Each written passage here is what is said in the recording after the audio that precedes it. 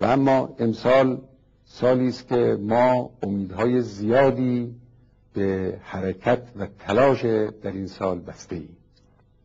اولا مجلس تازه نفسی به میدان کار و تلاش قدم می‌گذارد و ثانیاً دولت خدمتگزار و پرتلاش و خستگی ناپذیری بر سر کار است.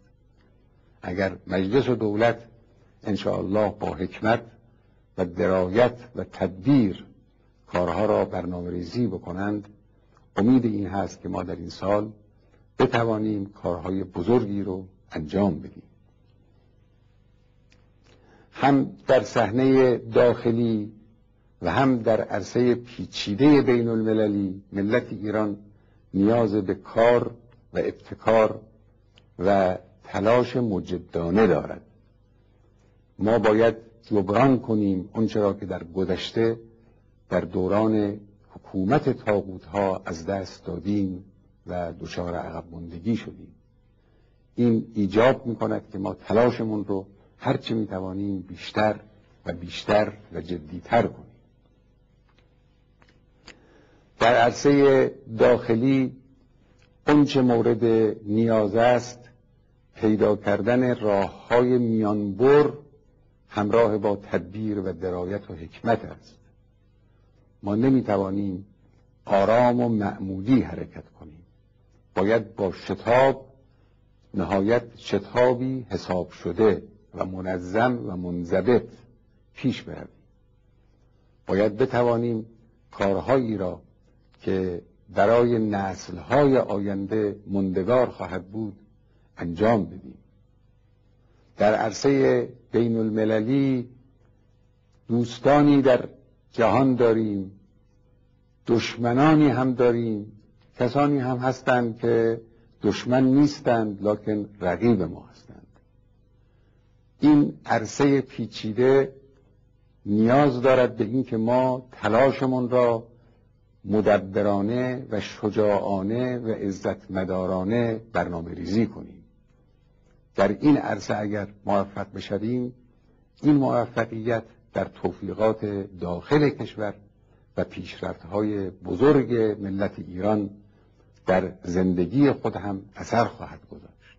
خوشبختانه مسئولین کشور عزت ملی را کاملا در نظر دارند و می‌دانند که در مقابل زیاده خواهی دشمنان راه نجات تسلیم شدن و عقب نشینی کردن نیست. اگر دشمن زورگویی و زورگیری می کند باید در مقابل دشمن ایستاد و پیشرفت کرد. علاج ملت ایران در کسب اقتدار است.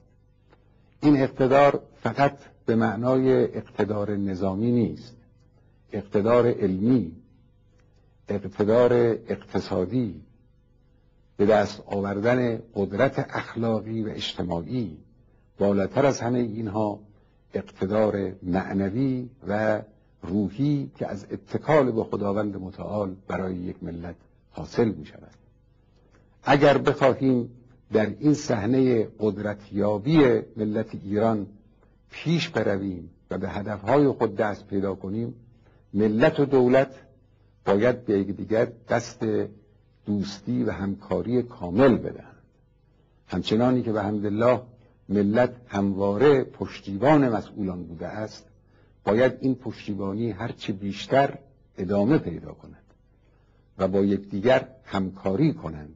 ملت و دولت، قشرهای گوناگون ملت ایران، قشر عالمان و فرزانگان و محققان، قشر دانشجویان، قشر کارگران و کشاورزان، قشر سرمایه گذاران و کسانی که قادرند با سرمایه گذاری خود ملت را به پیش ببرند، مدیران بخش‌های گوناگون مؤسسات دولتی و غیر دولتی، همه اینها باید احساس بکنند که بار سنگین پیشرفت کشور بر دوش آنهاست و تکلیفی است الهی و مردمی و نتایج انجام این تکلیف عاید همه خواهد شد و همه از اون سود خواهند برد و بیش از همه خود اون کسانی که این تکلیف را به بهترین وجهی انجام دادند.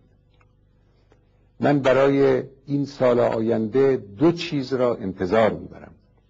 یکی این که در همه بخش هایی که گفتیم باید نوآوری به وجود بیاد. مسئولان دولتی در روش های اقتصادی، در روش های سیاسی و دیپلماسی، در پیشبرد کشور به سمت علم و تحقیق، در گسترش فرهنگ مطلوب در میان کشور، در ارائه خدمات به همه قشرها، به خصوص قشرهای محروم و مظلوم، در آبادانی کشور، بخشهای آحاد مردم در دانشگاه‌ها، در بنگاه‌های اقتصادی، در دستگاه‌های گوناگون اجتماعی و خدماتی، هر کدامی نیاز دارند در کار خود، در عرصه فعالیت خود نوآوری کنند. این نقطه اولی است که مورد انتظار ماست که در این سال باید نوآوری فضای کشور را فرا بگیرد و همه خود را موظف بدانند که کارهای نو و ابتکاری را در سایه مدیریت صحیح و تدبیر درست در فعالیت کشور وارد کنند. انتظار دوم این است که فعالیت هایی که در سالهای گذشته انجام گرفته است، کارهایی که دولت کرده است، سرمایه گذاری های بزرگی که مسئولان گوناگون و آحاد مردم در بخش های مختلف، چه سرمایه گذاری مادی چه سرمایه گذاری معنوی انجام دادند، اینها به شکوفایی برسه و نتایج اون رو مردم در زندگی خود حس کنند. برخی از کارهاست که امروز آغاز می شود لکن به زودی نتیجه خود را نشان نمی دهد. کارهایی که در سالهای اخیر انجام گرفته است، همچنین بسیاری از کارهایی که در طول سالهای گذشته انجام گرفته است، نتایج خود را به تدریج باید به مردم نشان بدهد و کام مردم را شیرین کند. باید آنچه را که کاشته ایم شکوفا بشود و به مردم ثمر بدهد. لذا من امسال رو سال نوآوری و شکوفایی می نامم و انتظار دارم که انشاءالله هم در زمینه نوآوری هم در زمینه شکوفایی ملت ما شاهد نتایج شیرینی باشند و سال رو به بهترین وجهی با عزت، با موفقیت، با کامیابی و شادابی انشاءالله و با توان بیشتر به پایان ببرند. از خداوند متعال توفیق آحاد مردم عزیزمان و توفیق مسئولین محترم کشور را مسئلت میکنم و امیدوارم دعای حضرت بقیت الله ارواحنا فداه شامل حال همه مردم باشد و روح مطهر امام بزرگوارمان که گشاینده این راه و آغاز کننده این فصل جدید زندگی ملت ایران بودند با اولیاء پروردگار محشور گردد. و السلام علیکم و رحمت الله و برکاته.